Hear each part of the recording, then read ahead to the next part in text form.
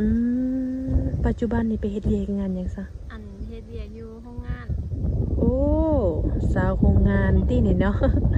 จังพ่อจังว่าขาวไปเลยอยู่เนาะเฮ็ดงานหยังก็คอยอยากถามอันโรงงานคอนกรีตอืมไปเฮ็ดโดนแล้วบ่หาก็ได้2 ปีโอ้ก็ถือว่าพอสมควรอยู่เนาะแม่อืมโดยเงินเดือนเท่าใดก่อนอันเงินเดือนเริ่มต้น2 ล้านปลายโอ้2 ล้านไปก็ถือว่าโอเคอยู่เนาะแม่ก็ถือว่าโอเคอยู่ประเทศทางเจ้านี่มีญาติพี่น้องหลายคนบ่บ่จักคน อัน2 คน อืมแต่ว่าต่างคนหรือว่ามีเอื้อยหรือมีอ้ายอันมีอ้ายแต่ว่าอ้ายสร้างครอบครัวแล้วไปหาเงินโอ้ต่างคนต่างมีภาระต่างคนต่างไปเฮ็ดหน้าที่เนาะอาศัยอยู่กับแม่2 คนตลอดนี้โอ้พ่อมันไปใส่พ่อเสียโอ้ทางเจ้าก็คือต้องหาเงินเลี้ยงแม่แม่นโอ้ก็คือทางเพิ่นนี่เป็นเสาหลักกับว่าแม่นเนาะทั้งแม่ทั้งอ้ายเพิ่นมีลูกมีเต้าแล้วบ่มีแล้วแต่ตอนนี้อันแม่เลี้ยงหลานน้อยหลานก็ได้2 ปีปลายอ๋อโดยก็อยากถามเนาะทั้งเจ้าอยู่บ้านไหนก่อนคุณพ่อโอ้สวรรค์เขตแต่พอเสียงเพิ่นรู้สึกว่าม่วนเนาะก็ทำนองเสียงพุทธซาพุทธไทยบ่หรือว่านั่นน่ะประมาณนี้ไหมแม่เลยเนาะ สาวผู้ไทยเด้อเนาะโอ้ยเนาะในกรณีออกมาในมื้อนี้เนาะออกมาให้เราสัมภาษณ์คิดอยากเปิดใจบ่คิดอยากเปิดใจเป็นจังไดผู้สาวงามปานนี้บ่มีบ่ผู้บ่าวเนาะมาจีบหั่นนะ มีอยู่บ่มีอยู่แต่ว่าเขาเจ้ากับเขามาดมแบบดมซัวข้าวอะไรก็เขาบ่ได้คิดจริงจังนะอืมเป็นอะไรเนาะแปลว่าคือความหมายบางเทื่อเพิ่นเข้ามามาหยอกมาแซวแต่ว่าบ่ได้ว่าสิมาจริงจังอีหยังหั่นบ่แม่นเลยอืมก็เลยบ่ได้มีคนของใจซ้ำแม่นโสดในการที่ออกมาให้ทางสามเมยสัมภาษณ์นี่เนาะต้องจำกัดบ่ต้องเอาอายุผู้บ่าวซ้ำใดอันนี้ก็บ่จำกัดขอแต่คนร่วมกันแล้วแบบมีความจริงใจเข้าใจกันซ้ำนี่ก็พอแล้วบ่จำกัดอายุโดยในการที่คบหาดูใจเนาะสิเอามาเป็นสู่เป็นแฟนนี่นะเฮาต้องสิว่าจังได๋ใช้เวลาโดนบ่ในการสิเป็นสู่เป็นแฟนกันนี่นี่ก็คาดเดาบ่ได้ขึ้นกับความขึ้นกับคน2 คนที่แบบเฮาสิร่วมกันหันกันเฮาเว้าเข้าใจกันก็สามารถร่วมกันได้เป็นแฟนกันได้โดยเฮาสิว่าหลายเดือนบ่หลายปีบ่มันก็เว้าบ่ได้เนาะแม่นขึ้นกับคน2 คนที่เฮาร่วมกันเข้าใจกันแหละก็โอเคแม่นทุกอย่างไวหรือซ่ามันก็ขึ้นอยู่กับคน2 คนเนาะที่ว่าคุยกันเนาะต้องจำกัดบ่ต้องเอาผู้บ่าวทางใดนี่ก็บ่จำกัดเป็นจังใดเอาทางใดก็ได้เบิดแม่นบ่แม่นคนแต่เข้ามาคนเข้ามาเนาะทางใดก็บ่จำกัดเนาะสิอายุก็คือว่าแหละก็บ่ได้จำกัดคือกันขอแต่คุยกันแล้วมีความสุขและมีความเข้าใจเนาะทางเจ้าก็คือว่าออกมาเปิดใจ 100% แม่นบ่ทางเจ้าเฮ็ดได้เฮ็ดหน้าบ่เฮ็ดได้เฮ็ดหน้าโอ้หลายๆบ่แต่ละปีก็พวกกินประมาณ4-50 ซอกโอ้ก็พอบ่ได้ซื้อเนาะแม่นซื้อแต่ของกินของกลับว่าซั่นๆเนาะแม่นแหละปัจจุบันนี้ข้าวนาแพงเนาะแต่ว่าเฮ็ดนาไว้กินข้าวก็ดีแล้วเนาะทางเจ้าก็คิดอยากสิไปหาเงินอยู่ฝั่งไทยอยู่บ่ก็มีความคิดอยากไปอยู่ได้ถ้ามีโอกาสโอ้แต่ว่าปัญหาก็คือต้องอยู่กับแม่ก่อนเนาะแม่นโอ้แม่เพิ่นมีอายุหลายส่ำใดแม่อายุ55 ปีโอ้เพิ่นก็อายุหลายเนาะเราก็ต้องเบิ่งเพิ่นว่าซั่นๆเนาะทางเพิ่นก็เลยแบบว่าต้องหาเงินเลี้ยงแม่ก็ว่าแม่นเนาะถ้าว่ามีหนุ่มใดสนใจก็สามารถทักมาได้เด้อเนาะทางผู้สาวโสดเพิ่น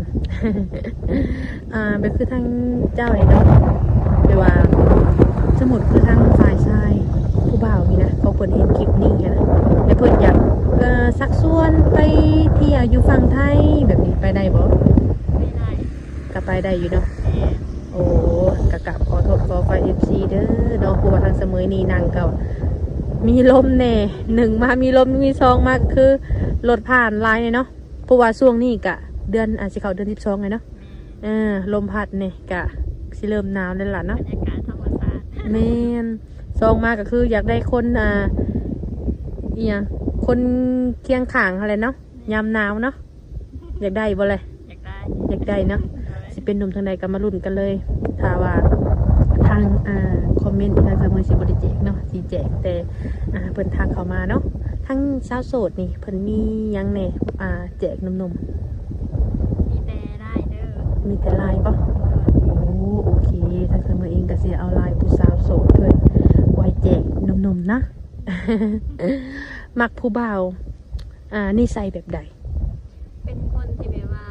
เทคแคร์เอาใจเป็นนิสัยแบบค่อนข้างผู้ใหญ่หั้นนะบ่งี่เง่าหลายเกินไปหั้น โอ้ นะ ทุกคนเนาะก็อยากได้คนที่แบบว่าเขามาในชีวิตก็อยากได้คนที่ว่าจริงจัง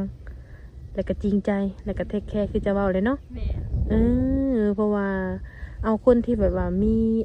ค่อนข้างมีอายุนี่ก็ดีเขาว่าเนาะ แม่นเพราะว่ามักผู้ชายที่เป็นแบบผู้ใหญ่ อืม เอาใจค่ะแต่ผู้ชายเอาใจ บ่แม่นว่าใหญ่จะโตเนาะใหญ่ไปทุกอย่างตัวสั้นๆเนาะ เลย เอาบางคนเนาะใหญ่แต่โตแต่ว่าใจน้อยแม่นบ่เลยก็มีหลายกรณีแบบนี้นะเนาะแต่ว่าทางเจ้านี่ก็คือแบบมักผู้ชายแบบว่าเทคแคร์เอาใจอะไรเนาะแพ้ผู้ชายเอาใจทุกคนก็ต้องแพ้อยู่แล้วแม่นบ่ แม่น เนาะก็คือว่าทางเพิ่นนี่เปิดโอกาสให้จะเป็นหนุ่มทางใดก็สามารถทักมาได้สมมติว่าทางผู้บ่าวนี่นะน้องล่ะเพิ่นเคยผ่านการแต่งงานมาแบบนี้ฮะนะแต่เพิ่นมีลูกมีเต้าแล้วแบบนี้ฮะนะทั้งเจ้าไปเป็นผู้สาวโสดบ่เคยผ่านการแต่งงานก็สิล่มได้บ่ ได้ได้ ได้แม่นบ่ แม่น โอ้ก็บ่ได้ติเต้ บ่ตีพร้อมสิว่าแย่งลูกเต่าเขาคือกัน ลูกเพิ่นก็คือลูกเฮาเด้เนาะ แม่น คนเฮาเนาะก็คือว่าหั่นแหละหักเพิ่นหักพ่อก็ต้องหักลูกเขาแม่นบ่แหละ แม่นทุกคนต้องมีการแลกเปลี่ยนเฮาเบิ่งลูกเขาแล้วให้เขามาเบิ่งแม่เฮาสินะช่วย โอ้ กัน แม่นมันคือเจ้ามีเหตุผลได้เพราะว่าทางเจ้าก็ต้องมีแม่แม่นบ่แหละที่ต้องเบิ่งแม่นบ่ แม่น ถ้าเฮาสิรับคนที่แบบว่าเพิ่นมีลูกเฮาก็ต้องเบิ่งลูกคือจะเว้าเลยเนาะ แม่น โอ้ก็ถือว่าดีเด้อนี่เนาะมักไปเล่นไปเที่ยวอยู่บ่ พ่อบ่ปล่อยไป เป็นจังได๋ เพราะว่าหนึ่งมาแล้วบ่มีคนอยู่นำแม่และสองมาเฮาเป็นเสาหลักของครอบครัวเฮาอาศัยแบบว่าหาเงินหลายกว่า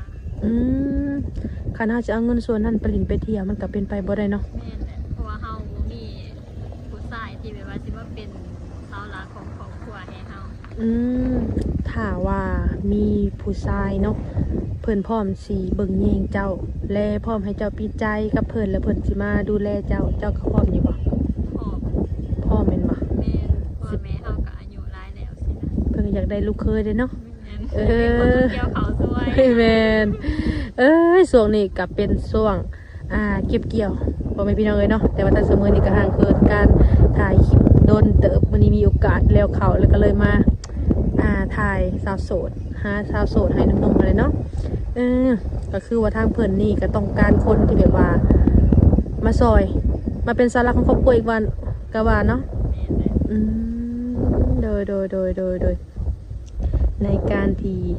เพิ่นเปิดใจกับเปิดใจแท้100%เลยบัดนี้คือทางภายซ้ายเพิ่นอยากมาหลินมาเที่ยวมาหาแบบนี้หั้นนะมาได้บ่ ได้ มาได้แม่นบ่ แม่น แต่ต้องนัดกันแม่นบ่ แม่น เนาะต้องนัดก่อนสิมาหาต้องบอกก่อนว่าไอายสิมาหาเด้อสิมาเยี่ยมยามมาหลินมาเที่ยว แม่น ก็ต้องบอกก่อนเนาะ ต้องนัดก่อนว่าเบิ่งอีกตามหนึงมาเฮาเป็นเฮ็ดเวียกอยู่โรงงานแน่ว่าเฮาสิมีเวลาว่างพอบ่สินะสิให้เขามาหาสินะ แม่นแต่สิ่งสำคัญก็คือว่าให้เนาะเราต้องนัดกันก่อนคันบ่นัดกันนี่ก็มันก็สิแบบว่ามาบ่เห็นมันก็สิอันเป็นอันสิว่าเสียเวลาเนาะ นั่นแหละ บัดนี้คือทั้งเจ้านี่เนาะแบบผักเวียกเฉพาะวันใด เฉพาะแต่วันอาทิตย์ โอ้เสาร์วันอาทิตย์แต่มื้อนี้ก็คือไปเวียกบ่หรือว่าใด มื้อนี้ โอ้ขอบเพิ่น นี่แหละ ขอบเพิ่นออกมาเนาะ โดย ก็เลยออกมาทางผู้สาวโสดเพิ่นก็ปู้เนาะขอบออกมาคักแน่เพื่อสิมาเปิดใจนำสาวเมยเพื่อไปหาอันผู้บ่าวเขาเลยเนาะผู้บ่าวสูบผุดสูบยาเด้มักบ่ ได้เบิด ได้อยู่บ่ โดย โอ้ทาง FC ของสาวเมยก็มีสิทธิ์หลายๆคนอยู่เด้อเนาะเพราะว่าบางคนทางกรณีทางสาวเมยเองก็ถ่ายคลิปหั่นน่ะส่วนหลายเพิ่นน่ะสิว่าว่าบ่มักเด้อผู้บ่าวที่ว่าสูบยาแบบนี้นะก็คือทางเจ้านี่ได้เนาะ ได้เพราะว่าคนเฮามันเหลือกว่าใดนี่ เนาะ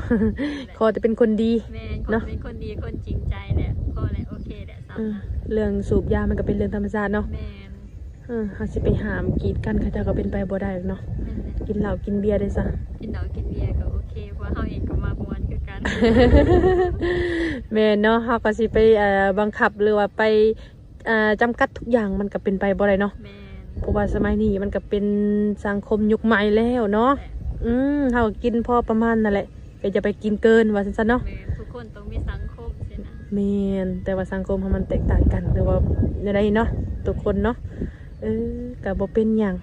แต่ทางสาวมือเองก็สิบ่เว้าระยะห่างแล้วบ่แม่พี่น้องเอ้ยเนาะก็สิให้ทางสาวโสดเพิ่นก็ไปพักผ่อนแล้วเพราะว่าท่านได้กินข้าวเที่ยงใช่ปะจักเนี่ย แม่น อันนี้เนาะ พอดีทางสาวโสดเพิ่นก็ท่านได้กินข้าวเที่ยงจึงได้เฮาก็สิได้ขอตัวปิดคลิปเนาะเพราะว่าทางสาวโสดเพิ่นก็สิได้ไปกินข้าวซองมาคือถ้าว่าคำถามใดทางเสมอบริถามก็ให้ทางหนุ่มๆเพิ่นทักทายเข้ามาหาทางสาวโสดเองเด้อเนาะก่อนอื่นทางเสมอเองก็สิขออนุญาตปิดคลิปก่อนเนาะโดยสบายดีเด้อโดย